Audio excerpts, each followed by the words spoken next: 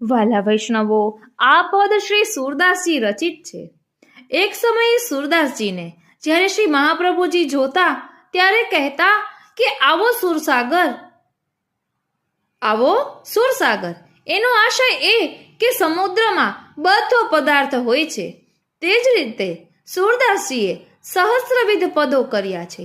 તેમાં જ્ઞાન, વૈરાગ્ય, યશ, મહાત્મ્ય, પ્રેમ, ભક્તિ, કુંજ નિકુંજ, નિજકુંજ, રાસરસોનો અનેક રીતે ચંપકલતા સ્વરૂપે અનુભવ કરીને, અનેક લીલા ગાન કરીને, જેથી શ્રી મહાપ્રભુજી એને સાગર કહેતા.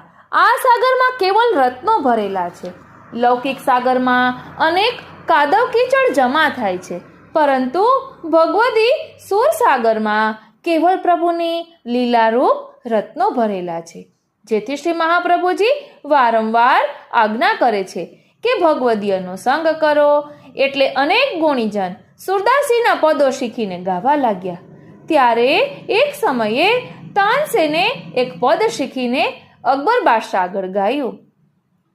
यह सब जानो भक्त के लक्षण, को निंदो को वंदो को मारी ले हो धन गच्छन, को आनी लगावत चंदन डारी धुरी को देत भक्षण, को कहे मूर्ख महा अधर्मी को कहे आ बड़ो विचक्षण, भली बुरी मन में नहीं आवे कृष्ण चरण रति टरे न एक क्षण, सूर सुख दुख जिनको नहीं વ્યાપે તિનકો ગિરિધર મિલે તતક્ષણ.